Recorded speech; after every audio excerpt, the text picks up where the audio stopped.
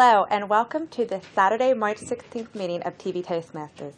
TV Toastmasters meets the first Thursday of the month at 6 p.m. and the third Saturday of the month at 9:30 a.m. at the Anderson Community Center located at 7850 5 Mile Road. To learn more about us, you can log on to www.tvtoastmasters.com. I'd like to send out a welcome to those looking in at home today, and also to our guests in the audience, as well as our newest member, David Fortunato. We have a great meeting in store for you today, so now I'm going to pass it over to our Toastmaster, Mr. Paul Wessels. Thank you, Michelle. Our Toastmaster meetings consist of four major parts. First, we start out with the word of the day, and what that is, it's a word that's given to us, and we try to use that word when we're up here speaking. Second, we move into table topics, and table topics is an impromptu opportunity for one to get up and speak in an impromptu manner. So we're given a question, and we're to come up and speak in an impromptu manner. Third, we do prepared speeches. This is where members present speeches based on projects that they're working on. And then finally, evaluations. Each prepared speech and role is evaluated verbally by one of our members.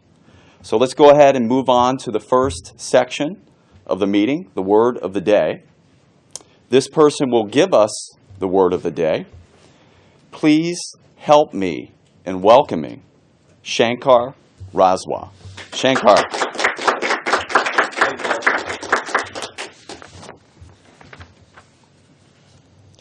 Good morning, everyone. Today's word of the day is going to be something that we all do a lot of times, and even this morning, Carol was doing it a ton of times. So I'll tell you the word of the day. It is cajole.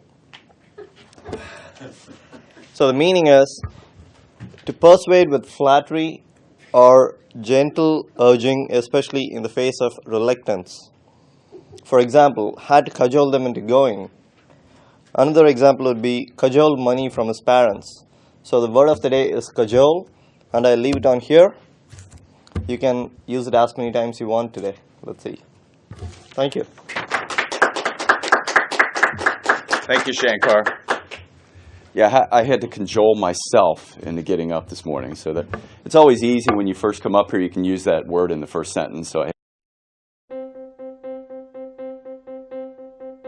name an effective political leader in history who couldn't speak well.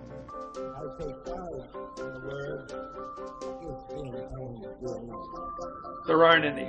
Because when it comes to a disease, Freedom requires leadership, and leadership requires oratory. You have to speak to be heard. I have a dream. It's all about personal growth and guts. Never give in. Never, never, never.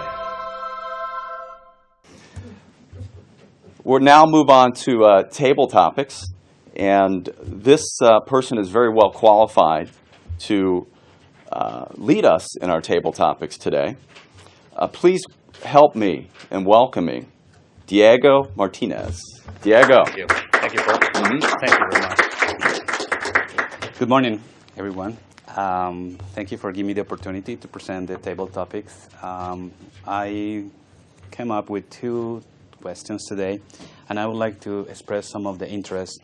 And the good idea in these exercises, people can come up with some response very quickly, and also give us the opinion that they have for that specific question. So, thinking about what's happened in the last 3 weeks regarding the evolution of the church, I would like to know what's going on with having a pope from Latin America, specifically from Argentina. So I would like to know what could be the reaction in the entire world when we have for the first time one pope from the Americas. And I would like to invite to the stage Shankar Raswa in order to tell us what's going on with that and what is your opinion regarding this pope from Latin America.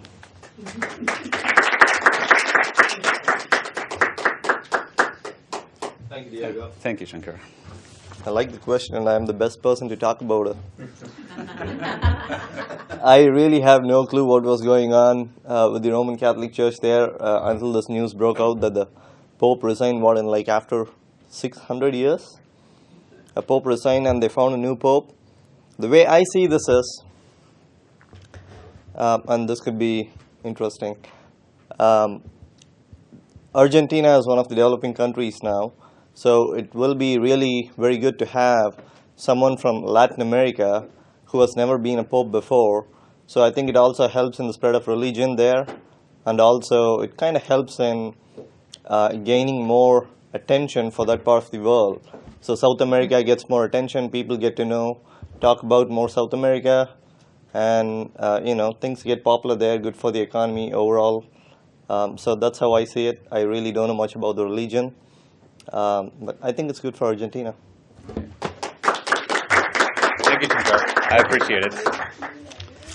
Well, that's a very good answer. I mean, it's very political and also, but it's good to know some different perspective. What is going to be? I hear sometimes some kind of comment that some people from Argentina, they said the Jerusalem city should be named as Buenos Aires. And I said, why? Why you understand about that?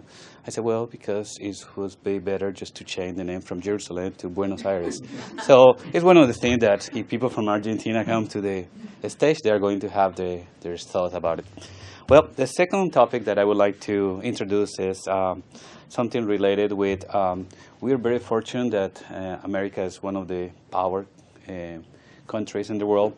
And sometimes we haven't seen people who are just for luck, they are winners of the lottery. So people just spending just $10, $20, and then next day or days later, they found out they have a ticket winner. So I'm going to have a statement that what happened if you weren't one of the person that won the lottery, and what could be the first thing that you do for charities in case that you won $50 million. So I want to invite to the stage David Fortunato, and you can tell us what could be you doing with this money.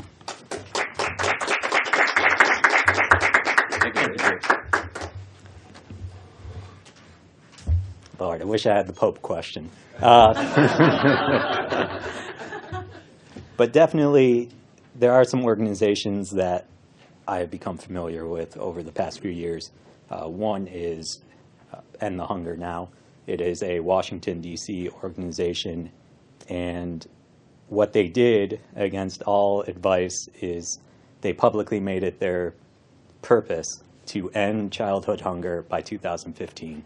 That's only 2 years away. And while you may not be able to see it, it's kind of kept out of the public eye. They have made great strides. They've sent food home with children in backpacks. They have all these programs, free lunches, things like that, because it's just proven that children perform better when they're not hungry. And the desperate poverty in this country that isn't shown in the media, a lot of times this is forgotten. So the founder of the organization, he made 2015 his goal, and I really think that he is going to be able to accomplish it. And I would definitely, the first thing I would do is contribute to his organization because I truly believe in what he's doing. Thank you. Thank you, Dave. I appreciate it for your comments. Well, that's something that we have to give in order that we can contribute for the society. So that's very good for you. In the past, I was in a company that was owned by my parents, and I was given, my role was selling books to high school students, and in some areas they were very poor in Colombia, and I was very heartbroken that they have to buy the books for understanding about the content, and they didn't even have breakfast or lunch. And one of the things that I tell to my parents was like, it's something that I would like to, it's better if we donate the books to them. So, and they were kids that have so much potential for being leaders, but they don't have even a food the whole day. So I said to my parents, I'm going to donate the books instead of selling. And what don't I think that, yeah, it's good to keep the other people away. So with this, I will resume that with table topics, and I would like to finish with this piece. Thank you very much. Thank you, both. Thanks a lot, Diego. You're welcome. Two great questions. A nice question about the popular topic, the Pope, and we've all seen that on television. And then a nice question on, we've all probably thought about what we do with lots of money if we've got that lots of money. So we'll go ahead and move on into the prepared speeches section. And the first prepared speaker that we have for us today is actually giving her first speech. It is a icebreaker speech. It comes from the Competent Communication Manual #1, and it is icebreaker. She has been with us for a couple meetings. Thursday meetings in particular. This is her first Saturday meeting she's been with us. Please help, the title of her speech is My Roles. So please help me in welcoming Suzanne Gaker. Suzanne.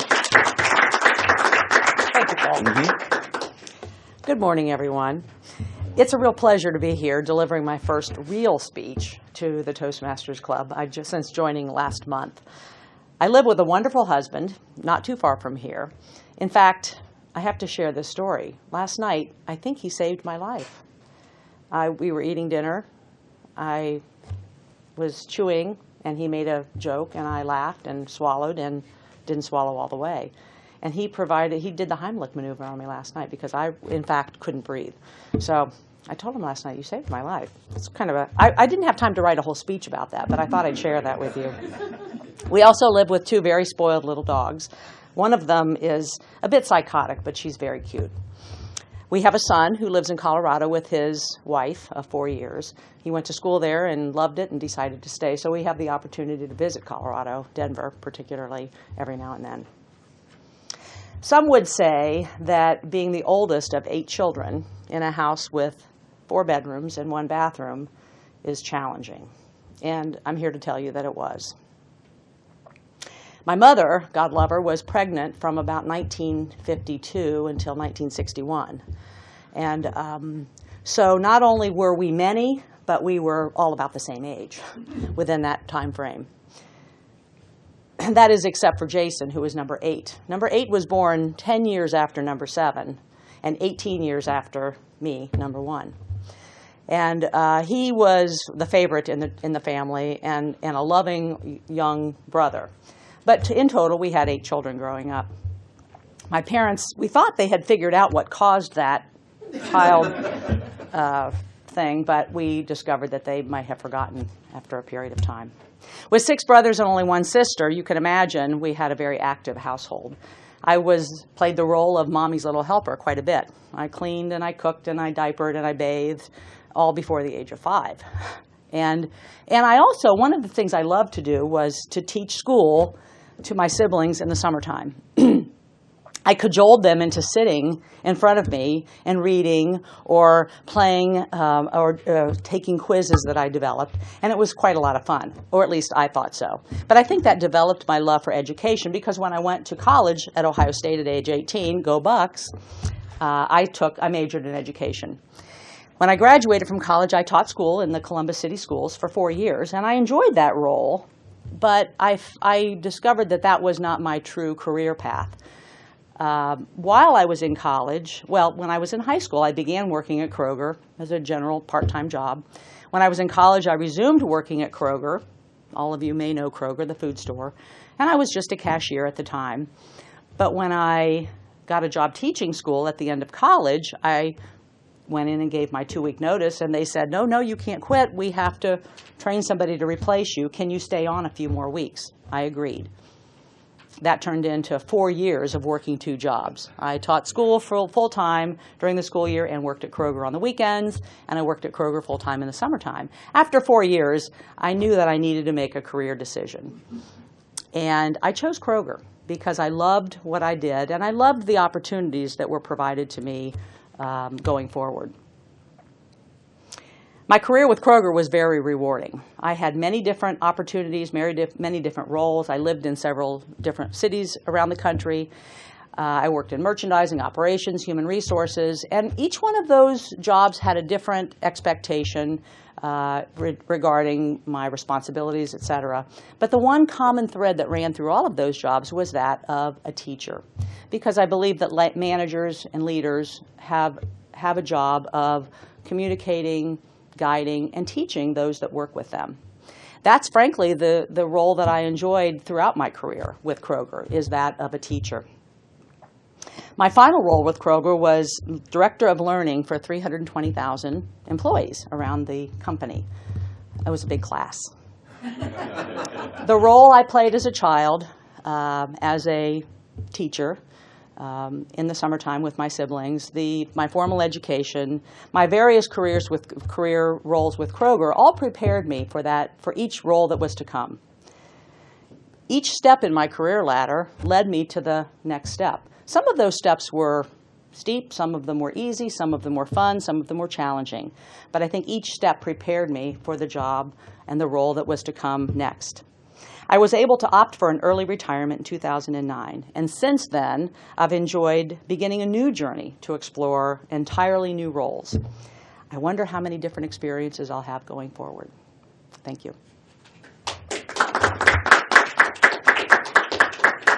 Thank you, Paul. Suzanne, what a great icebreaker. Thank you for that speech, and I'm sure we'll hear many more of those. Let's take a minute right now to give the evaluators a chance to put their thoughts down on paper. So we'll be back after a short break. Thank you very much. And now for our next speaker, Stanley Glitchner.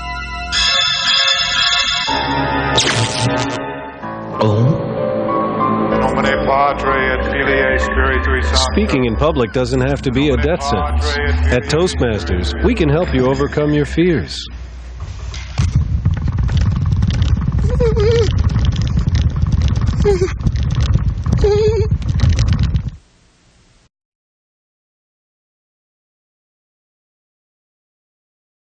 Our next speaker, Sheila Mudd Baker, is a distinguished Toastmaster.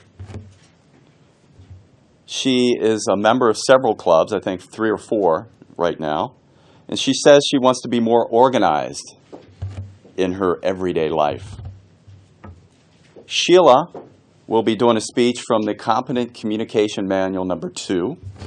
The title of her speech is Organizing My Life. Please help me in welcoming Sheila Mudd Baker. Sheila.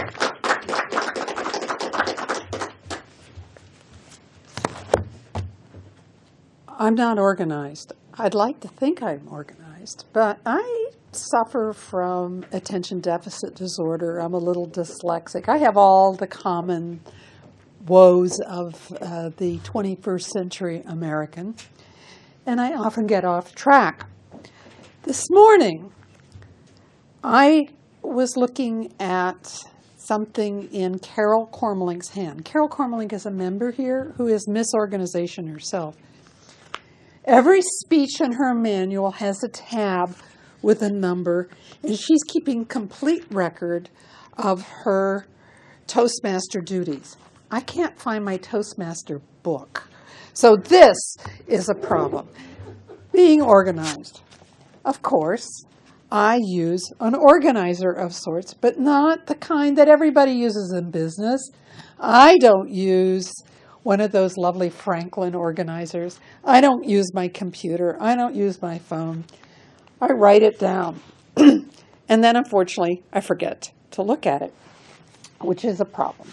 So, how do I become more organized? The question really is not that, is why do I want to be organized in the first place? Well,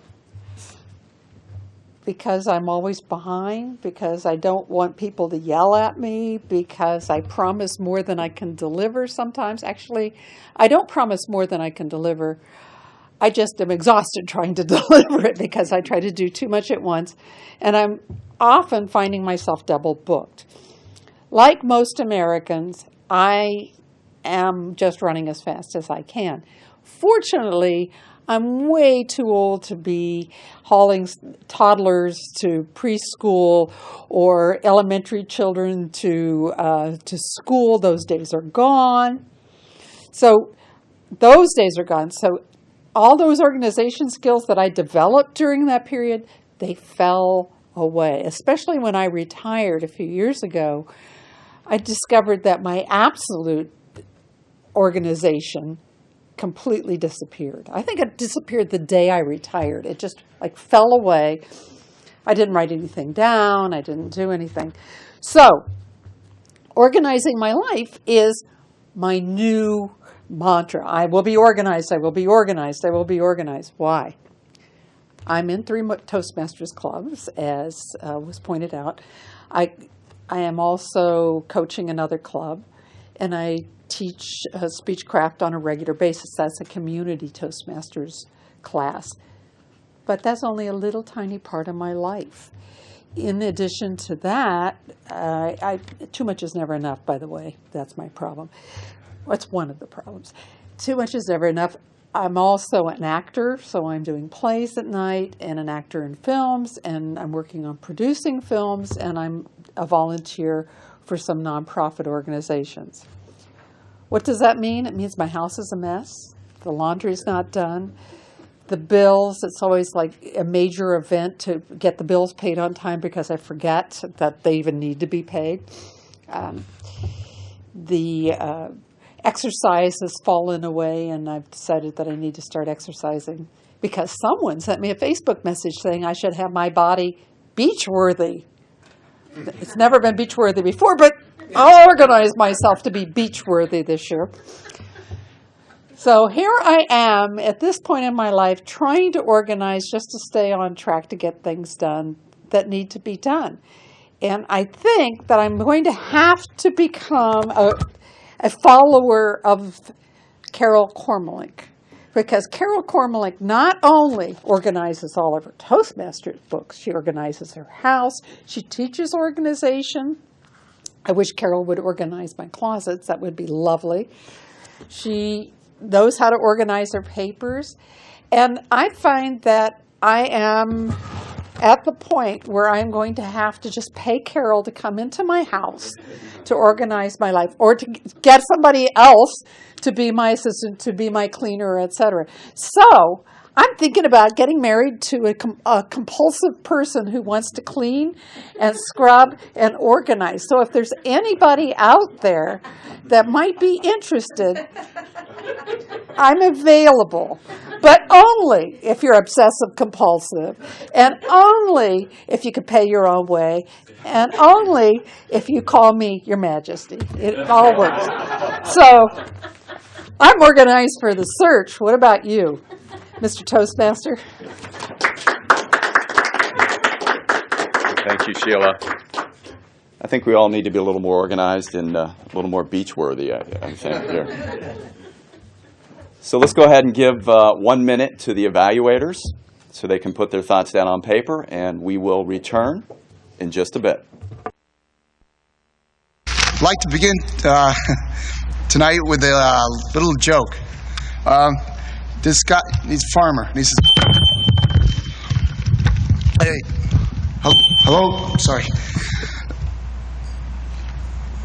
But seriously, folks. Speaking in public is no joke. Doctor says, chicken says... For help, call Toastmasters, the public speaking support group. The chicken.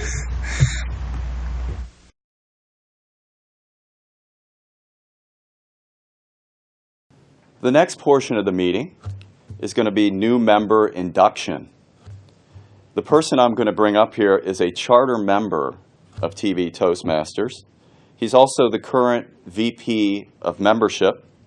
He served as area governor and is also a member of NIOSH, the NIOSH Toastmaster Club. Please help me in welcoming Steve Ehrenholz. Steve. Thank you, Mr. Toastmaster. And welcome to our studio audience here and those of you looking in from home. As Paul mentioned, one of the things that we're going to be doing today, and we haven't done this in a while, we are going to have a new Toastmasters member induction. I'm actually going to be going back for about 1.5 years for our club. So as you can see, it's been a while. But the mission of a Toastmasters club is to provide a mutually supportive and positive learning environment in which every member has an opportunity to develop their communication and leadership skills. This is an environment which in turn also fosters self-confidence and personal growth. Membership in Toastmasters is a privilege, and the only way that you actually gain the benefits from the program is to actively participate. I have 11 members for our club. They're not all in the studio with us today, unfortunately for us, but I'm going to be reading the names of all of our new members, and then those who are in the audience here today, I will call up at the end of my presentation to welcome them into our TV Toastmasters Club. One of the things I'd like to do for our new members is to take them through the Toastmasters Promise. As a Toastmaster, we do ask you to participate in our club, and we ask you to promise to attend club meetings regularly, to prepare all of your speech and leadership projects to the best of your ability, basing them on projects in the Competent Communication, Advanced Communication, or Competent Leadership manuals. We ask that you prepare for and fulfill meeting assignments, and preparation can vary as to how much time you have to do it, but I always think that's a lot like real life. We also ask you to provide fellow members with helpful, constructive evaluations, help the club maintain a positive, friendly environment necessary for all members to learn and grow, to serve your club as an officer when called upon to do so, to treat your fellow club members and our guests with respect and courtesy, to bring guests to club meetings so that they can see the benefits of Toastmaster membership, to adhere to the guidelines and rules of all Toastmaster educational and recognition programs, and to maintain honest and highly ethical standards during the conduct of all Toastmaster activities. A little personal note, in the 17 years that I've been in Toastmasters, I've found Toastmasters to be one of those very supportive organizations. Sometimes when I'm having a bad day or a bad week and I'm not sure I can do anything, Toastmasters meetings are an antidote for me. They remind me that, yes, you do make a difference. Yes, you can do things. Yes, your presence is valued. I'd like to ask our new members that are here in the audience to stand, just stand at their chair, because I ask if you will promise to fulfill the Toastmasters Promise. And for this, I'm going to read off our new members. Frank Capel, David Fortunato, and David is a brand spanking new member. I mean, he's joining us today. Ron Fudala, Suzanne Gaker, and we just heard her icebreaker today. Kathy Goulet, Bobby Hall, Anthony Martinez, Shankar Raswa. Shankar has been with us for a little bit longer. He's our Vice President of Public Relations. Peter Ruhlman, Sheena Staden, who is also our club secretary, and Michael Washington. I'd like to ask the members of TV Toastmasters, do you, the members of TV Toastmasters Club 9523, promise to support all of these new members as they work the Toastmasters program? Yes. Okay, thank you. I need a response from you. Well, it's my pleasure as the Vice President of Membership to declare all of our new members of TV Toastmasters Club. Welcome.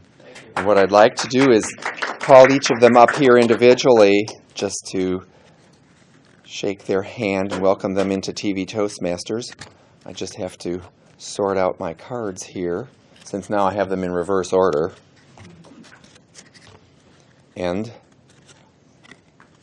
My first new member I'd like to welcome up here is David Fortunato.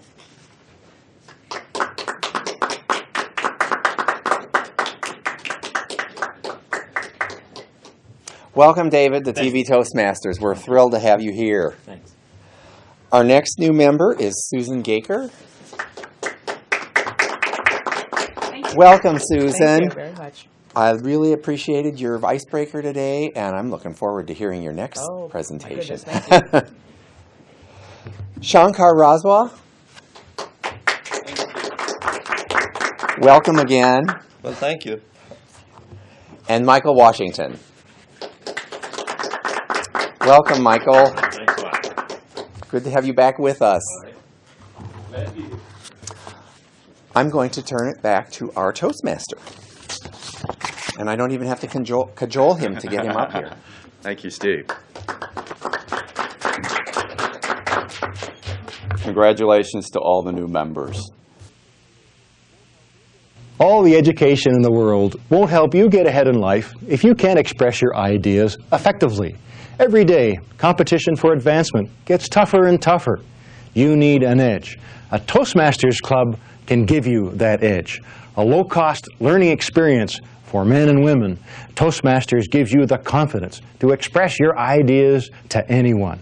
Get the Toastmasters edge.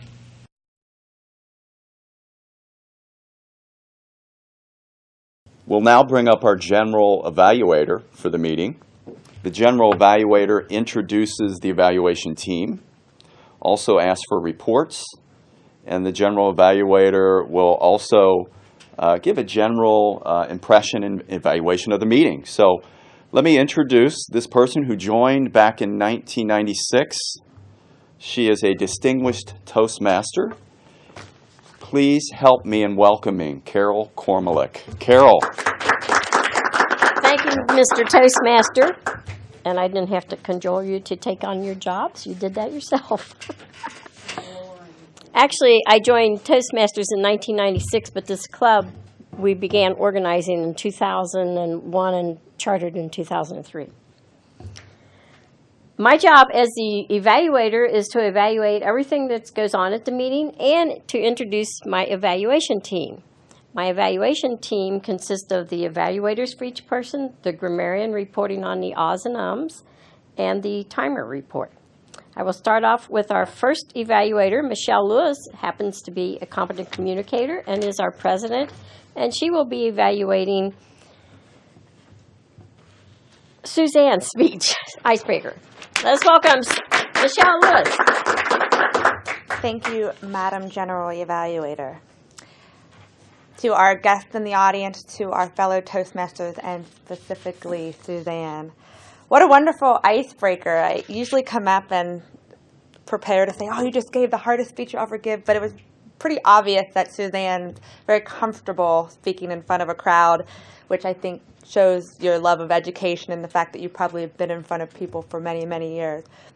So a lot of positive things to give about your icebreaker. It was really hard for me to come up with some critical feedback, so we'll try to give you a little bit of things to work on. But essentially, love the fact that you came up here. You used humor. You incorporated that throughout your speech, did a really nice job of making the audience giggle, get to know that you're kind of playful in the way you present yourself.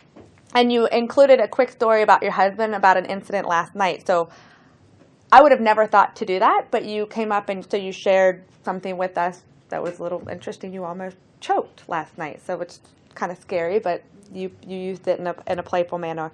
You're very relaxed with the way you present. You didn't use your notes. You had some, but I didn't see you look at them at all, so they were just there in case you probably needed to reference them, which is okay. I mean, I use notes all the time. I really liked how you identified a common thread throughout your speech. So you talked about your love for education as you were the oldest of 8 children, and you always made your siblings play school, and then that led into your education, and then kind of took a little turn where you said, I actually chose to go work for Kroger, but then you brought it back around and said what you did at Kroger was actually teaching as well. So really liked how you incorporated the common thread of teaching throughout your speech. Love the fact that you used the word of the day. Great there. As far as a potential area of improvement, the only thing that I could really come up with was maybe give a little bit more of a specific example. So maybe one day when you were teaching your brother and sister and something happened and that made you love education, you were a little bit more broad with your stories, but that's really the only thing I could think of. You did a fantastic job. I loved how, let's see, I talked about, you gave, it's really hard to come up with something. I'm sorry, you did great with everything. You were really relaxed, and looking forward to your next speech. So thanks, Suzanne.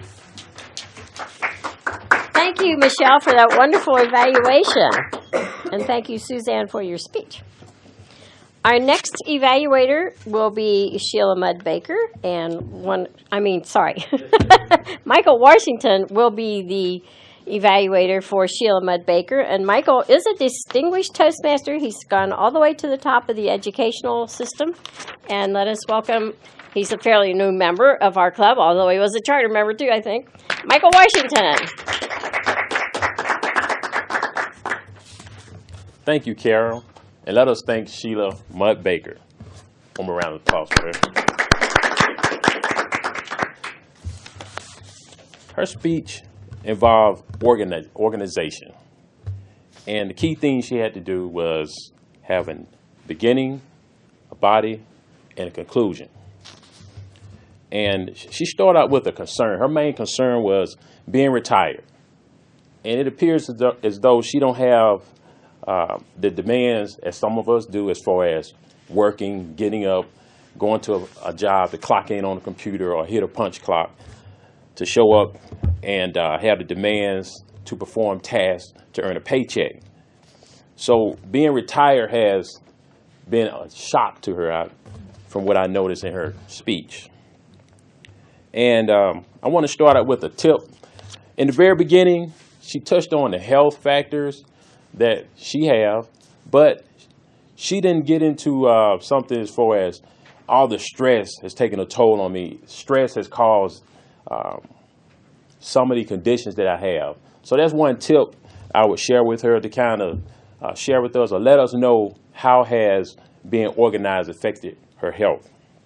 Now, the great things about Sheila's speech, she had some goals. Her main goal was to prioritize.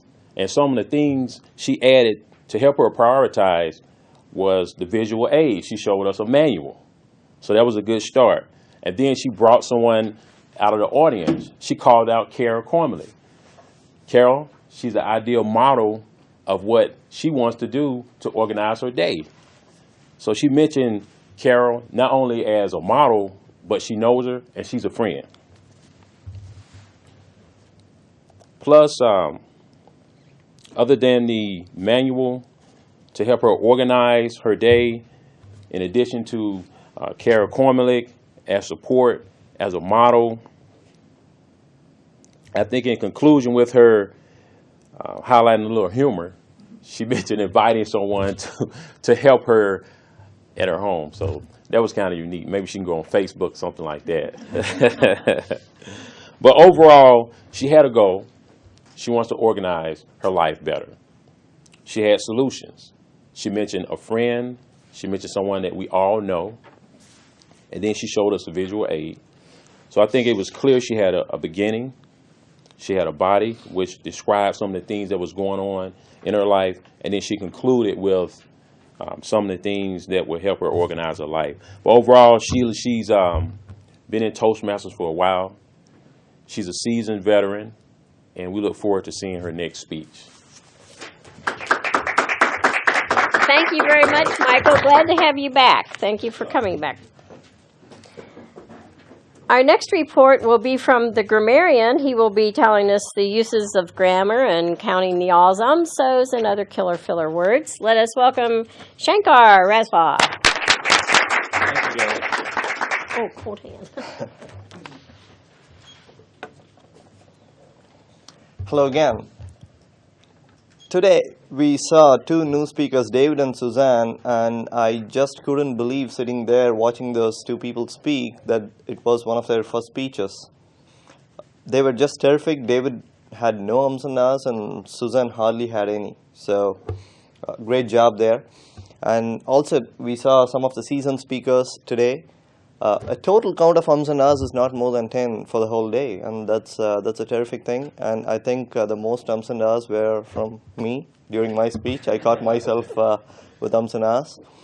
And I wanted to go a little bit nitpicky today, so we can point out even little things. You know, I'm a good person, but I had to be nitpicky today. Sometimes I notice, Carol, I'm a good advocate. I don't follow myself. Sometimes I tend to catch you pause just before saying the name. I think it'll be good if you don't pause when you are, you know, speaking out a sentence and then you finish with the name correctly. So, you know, that'll be even more better. And Michael had and 2 times. Being nitpicky. And that's it. So everyone did a great job today. And caught me once. And yeah, cajole. Many people used cajole today. Michelle used once. Suzanne used 2 times, I think. And Michael used once. That's it. Thank you. And you didn't hear me use it several times. Yes. Thank you for that report, Shankar. Our next report, we do keep the meeting on time, and Mary Arms, who is a competent communicator, will be our timer and give us her report. Mary.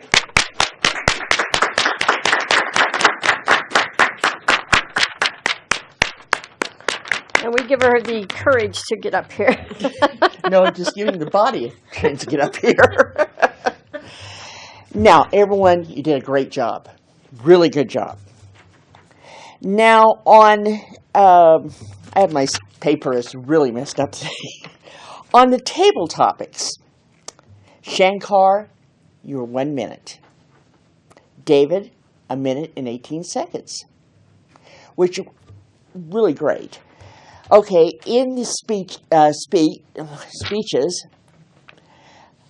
Susan, you were 6 minutes and 10 seconds. Sheila, 5 minutes and 3 seconds. And Steve, 6 minutes and 5 seconds. In the evaluations, Michelle, you were 2 minutes and 35 seconds. And Michael, 3 minutes and 2 seconds.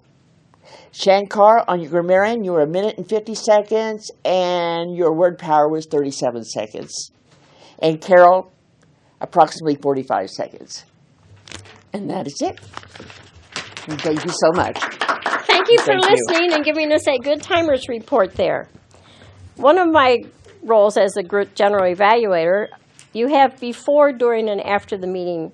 I called a few of the people. I didn't get everyone called speaker and evaluator to let them know who was evaluating each other.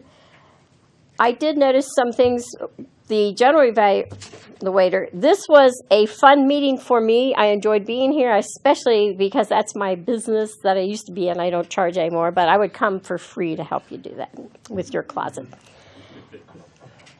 The guests were warmly welcomed when they came, and have a new member and introduced to other members, which is very important that we make them feel important, that they are. They're the backbone of our club. Without members, we don't need a club. Thank you for coming. We did start a few minutes late. Paul, as Toastmaster, was this your first time? Second time. You did an excellent job of explaining the components of the meeting. I was just real thrilled with that. I loved the word of the day. Cajole was a good word, although I am tenacious, and sometimes I guess it comes through as cajoling. But I don't mind. I will call you until I get the answer I want. Diego, as your first time as topic master, I thought you asked some very thought-provoking questions. Generally, the the topics master, after the person speaks, they thank the speaker for their reply to the question rather than giving them their answer that they might have had. So remember to thank the guest rather than giving another reply to the answer. That's my thought. Speaker one, the evaluator didn't mention that it's not necessary to thank the audience. Who was that? That was Michelle. You might have mentioned that it's not necessary to thank the audience. We thank you for that excellent speech. You were for a well-prepared, fascinating speech. I did have one question that Michelle didn't point out, unless I didn't hear correctly, if I didn't have my listening ears on. You said you were the oldest of 8 children, and you had 6 brothers and 2 sisters. Did you mean there were 6 boys and 2 girls? Okay, because I went, well, 2 sisters, that would make 9 people. Okay, thank you. Sheila, as far as your organization, I loved your speech. I could have listened to you a lot longer. One of the organization tips that I noticed for Steve, when he is putting the cards down, he already knew who was here and who wasn't. I'm going, why isn't he separating them as he's going along? And then he would just had to pick up this group and not have to look through the rest of them. So that was one little organization. I guess I just automatically am organized, but I'm everything that you are. I just make myself do things because sometimes I sit at the computer for 6 hours, and I made myself get up the other day. Every hour I set my alarm, so I had to get up and go turn off the alarm. And then I would change from doing stuff at the computer to doing housework. So I got my housework done, and I got my computer stuff done. Got more done. Steve, I'm glad that you remembered to thank the viewing audience, something that I forget to thank the viewing audience for listening to us. I also like that you reminded not only the new members of what is expected of them at Toastmasters if they want to grow and excel in communication and leadership skills, but you also reminded the longtime members. And grammarian, I loved the word of the day, the cajole. I thought we had a very good meeting, and if you thought we did too, I'd like to hear it.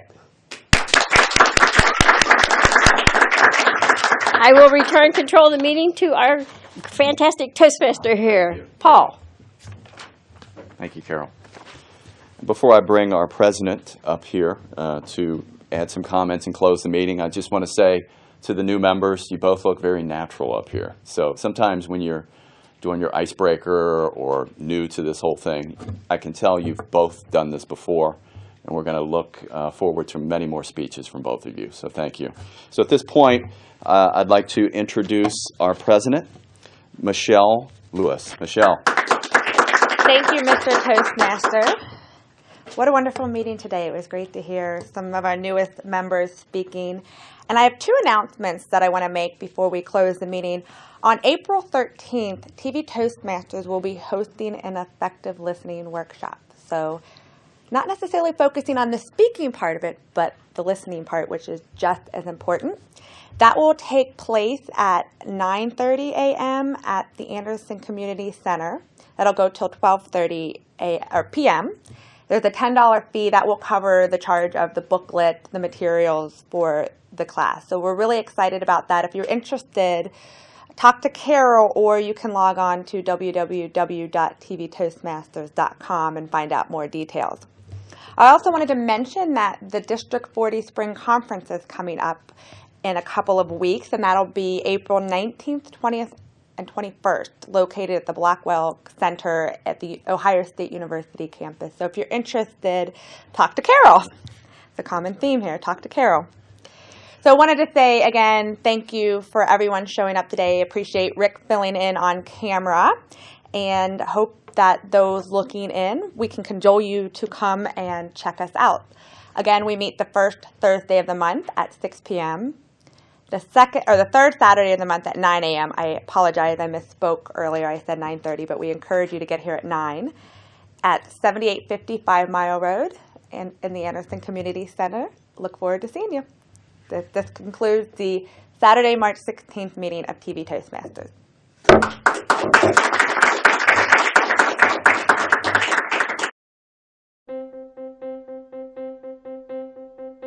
Name an effective political leader in history who couldn't speak well. I would take pride in the word. There aren't any. Because when it comes to a disease, Freedom requires leadership, and leadership requires oratory. You have to speak to be heard. I have a dream. It's all about personal growth and guts. Never give in. Never, never, never.